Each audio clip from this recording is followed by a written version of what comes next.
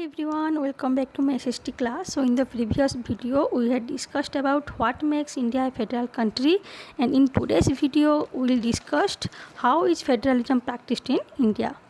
तो इंडिया में फेडरलिज्म जो है वो कैसे प्रैक्टिस होता है. तो constitutional provision are necessary for the success of federalism but these are not sufficient.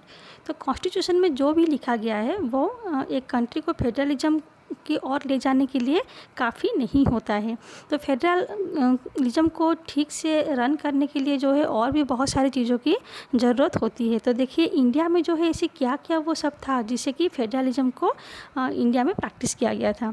तो इसके लिए जो है 3 तरीके अपनाए गए थे. सबसे पहले आता है लिंग्विस्टिक स्टेट, सेकेंड में आता है लैंग्वेज पॉलिसी एंड थर्ड में आता है सेंटर स्टेट रिलेशनशिप. तो पहले देखते हैं कि लिंग्विस्टिक स्टेट जो है वो क्या है. The creation of linguistic state was the first and the major test for democratic politics in our country. तो सबसे पहला जो टेस्ट था हमारे कंट्री के सामने वो था लिंग्विस्टिक स्टेट को क्रिएट करना. अगर हम लोग 1947 का जो मैप दिया है बुक में अगर उसको देखेंगे और 2006 का जो मैप दिया है बुक में उसको देखेंगे तो दोनों बुक के मैप में कितने सारे डिफरेंसेस है वो हम देख सकते हैं. दोनों मैप में जो स्टेट्स हैं, स्टेट्स के बाउंड्रीज हैं वो बहुत सारे चेंज हो गए हैं 2006 के मैप में. So you will be surprise by the extent of the changes. Many old state have vanished and many new states have been created. तो बहुत सारे पुराने जो स्टेट्स हैं वो मिटा दिए गए हैं उसके बाउंड्रीज और उसके बदले में और बहुत सारे नए नए स्टेट के बाउंड्री जो हैं वो क्रिएट किए गए हैं. In 1947, the boundaries of several old states of India were changed in order to create new states. तो 1947 के जो पुराने ओल्ड स्टेट के बाउंड्रीज थे वो चेंज करवा दिए गए ताकि न्यू स्टेट जो है उसको क्रिएट किया जाए. This was done to ensure that people who spoke the same language lived in the same state. तो ये जो स्टेट बनवाए गए ये कौन से बेसिस पे बनवाए गए ताकि जो लोग सेम भाषा बोल रहे हैं उनको एक ही जगह पे रखा जाए ताकि उनको बोलने के लिए या फिर उनके एडमिनिस्ट्रेशन के लिए जो है वो इजी रहेगा. Some states were created not on the basis of language but to recognise differences based on culture, ethnicity and geography. तो सभी स्टेट जो है वो लैंग्वेज के आधार पे नहीं बना है. कुछ कुछ स्टेट जो हैं वो उनके कल्चर के या फिर उनकी जो एथनिसिटी है या फिर उनके जो जोग्राफिकल बैकग्राउंड है उनके उसको लेके भी जो है कुछ कुछ स्टेट बनाए गए हैं. तो जो स्टेट उनके कल्चर और एथनिसिटी के लिए बनवाए गए हैं वो स्टेट्स हैं नागालैंड, उत्तराखंड एंड झारखंड. तो देखो जब लैंग्वेज के बेसिस पे स्टेट बनवाए गए तो उस समय गवर्नमेंट के सामने ये बहुत बड़ा चैलेंज था कि ये जो है वो वर्क करेगा या नहीं या फिर जो फेडरलिज्म है वो सही से प्रैक्टिस होगा या नहीं. तो इसलिए जो सेंट्रल गवर्नमेंट था लैंग्वेज के ऊपर स्टेट को क्रिएट करना या फिर डिवाइड करना उनको थोड़ा वो पसंद नहीं आ रहा था. उसको लेके वो बहुत टाइम तक हेजिटेट कर रहे थे, उसको अपोज कर रहे थे. वो कुछ लोग जो थे ये भी डर रहे थे कि अगर लैंग्वेज के बेसिस से इंडिया को एक एक छोटे छोटे स्टेट में या टुकड़ों में बांट दिया जाएगा तो वो इंडिया के लिए एक डिसइंटीग्रेशन क्रिएट करेगा. मतलब वो इंडिया का जो एकता है, यूनिटी है, उसको तोड़ देगा. लेकिन जब ये चलता रहा और स्टेट बनते गए तो इस एक्सपीरियंस से ये लगा कि ये जो स्टेट बना है लैंग्वेज को लेके तो उससे इंडिया का जो यूनिटी है वो और ज़्यादा बढ़ गया है और उससे जो एडमिनिस्ट्रेशंस हैं वो भी बहुत ज़्यादा इजी हो गया है. तो ये था इंडिया का लिंग्विस्टिक स्टेट क्रिएट करना. उसके बाद सेकेंड में लैंग्वेज पॉलिसी. तो इंडियन फेडरेशन के लिए जो सेकेंड टेस्ट था वो था लैंग्वेज पॉलिसी. तो हमारे कॉन्स्टिट्यूशन जो है किसी भी लैंग्वेज को इंडिया के नेशनल लैंग्वेज के हिसाब से मान्यता नहीं दिया है. तो जो हिंदी लैंग्वेज है उसको खाली ऑफिशियल लैंग्वेज के हिसाब से आइडेंटिफाई किया गया है. लेकिन हिंदी जो है वो हमारे कंट्री में ओनली 40% इंडियंस ही बोलते हैं. इसलिए जो अदर लैंग्वेज है इंडिया में उसको भी प्रोटेक्ट करना जो है वो ज़रूरी है. तो हमारे कॉन्स्टिट्यूशन में हिंदी के साथ और अलग 21 लैंग्वेज को मान्यता मिला है जिसको हम लोग शेड्यूल लैंग्वेज के हिसाब से जानते हैं क्योंकि वो कॉन्स्टिट्यूशन के 8 शेड्यूल में उसको लिखा गया है इसलिए उसको शेड्यूल लैंग्वेज बोला जाता है. तो यहाँ पे देखो कोई अगर कैंडिडेट हमारे इंडिया में एग्ज़ाम देने के लिए जाता है तो उसके लिए सभी लैंग्वेज का ऑप्शन रहता है। तो हमारे स्टेट में भी ऐसे हम लोग जब एग्ज़ाम देने के लिए जाते हैं तो हिंदी, इंग्लिश और उस स्टेट लैंग्वेज के अलावा और भी कुछ लैंग्वेज दिए जाते हैं, जैसे कि उर्दू या फिर आसामीज़ या फिर बंगाली।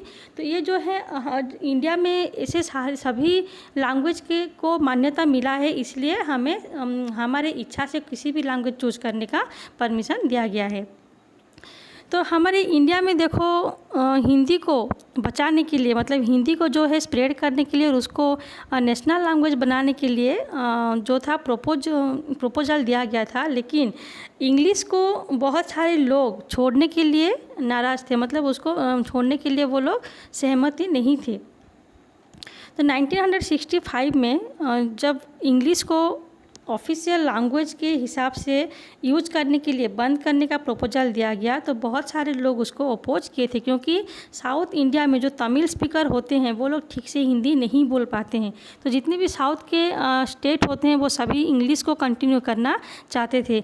तो इसके लिए जो था तमिलनाडु वाले लोग बहुत ज़्यादा वायलेंट मूवमेंट करने के लिए धमकी दिए, अगर वो लोग इंग्लिश कंटिन्यू नहीं करेंगे, इंग्लिश लैंग्वेज को अगर बैन कर दिया जाएगा तो वो लोग मूवमेंट पे उतर आएंगे। तो इसके बाद से ही हिंदी और इंग्लिश दोनों लैंग्वेज को ऑफिशियल लैंग्वेज के हिसाब से कंटिन्यू करने का डिसीजन लिया गया। लेकिन इसका मतलब ये नहीं कि हिंदी को जो है या फिर इंग्लिश को जो है इम्पोर्टेंस दिया जाएगा। तो इंग्लिश के साथ साथ हिंदी लैंग्वेज को भी प्रमोट करने का फैसला लिया गया। तो जो कोई भी जो है हिंदी लैंग्वेज को प्रमोट कर सकता है। तो ऐसे ही हमारे अलग अलग स्टेट जो हैं उसमें स्टेट का लैंग्वेज भी अलग अलग रहता है। तो हर एक स्टेट का जो ऑफिशियल लैंग्वेज होता है वो उनके स्टेट में जो लैंग्वेज बोला जाता है वही लैंग्वेज रखा जाता है। सपोज अगर वेस्ट बंगाल में बंगाली बोलते हैं तो उनका ऑफिशियल लैंग्वेज बंगाली होता है। उड़ीसा में अगर उड़िया बोलते हैं तो उनके ऑफिशियल लैंग्वेज उड़िया होता है। तो ये तो था सेकेंड टेस्ट जो कि लैंग्वेज पॉलिसी था। अब देखते हैं थर्ड टेस्ट के बारे में, जो है centre state relations. Third test जो कि फेडरलिज्म प्रैक्टिस को इंडिया में और ज़्यादा मजबूत किया था वो था restructuring the centre state relations.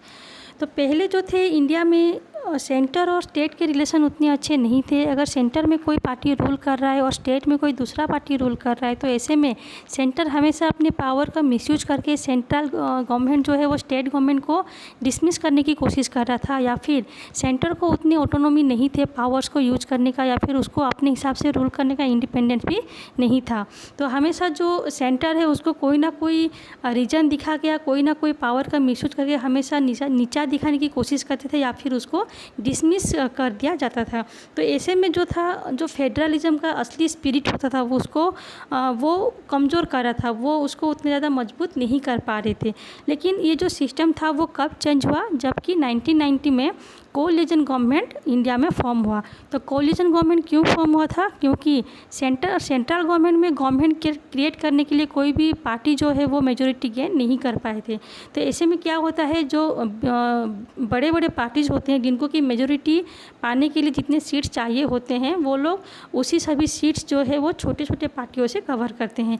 तो ऐसे में सभी पार्टियों को आपस में मिल के गवर्नमेंट क्रिएट करना पड़ता है, उसको बोलते हैं कोलिजन गवर्नमेंट। तो कोलिजन गवर्नमेंट बनने में क्या फ़ायदा होता है कि कोई बड़ा पार्टी जो है वो छोटे मोटे पार्टी को नेगलेक्ट नहीं करते या उनको जो है बिना वजह के परेशान या फिर नुकसान नहीं पहुंचा सकते, क्योंकि कोलिजन गवर्नमेंट में सभी को आपस में मिलजुल के काम करना पड़ता है या फिर उनको एक दूसरे की सपोर्ट जो है चाहिए होता है। दूसरा जो वे था वो ये था कि सुप्रीम कोर्ट भी ये ऑर्डर दिए थे कि सेंट्रल गवर्नमेंट अपने पावर का मिसयूज करके स्टेट गवर्नमेंट को डिसमिस नहीं कर सकते। तो 1990 के बाद ही सेंटर और स्टेट के रिलेशन में जो चेंज आया था उसके बाद इंडिया में फेडरलिज्म का जो प्रैक्टिस था वो और ज़्यादा मजबूत हो गया था। तो ये था इंडिया के 3 टेस्ट के बारे में जो कि कैसे फेडरलिज्म इंडिया में प्रैक्टिस हुआ था। फर्स्ट था लिंग्विस्टिक स्टेट क्रिएट करके, दूसरा था लैंग्वेज पॉलिसी इंप्लीमेंट करके, और तीसरा था सेंटर स्टेट का जो रिलेशन था उसको रिस्ट्रक्चरिंग करके।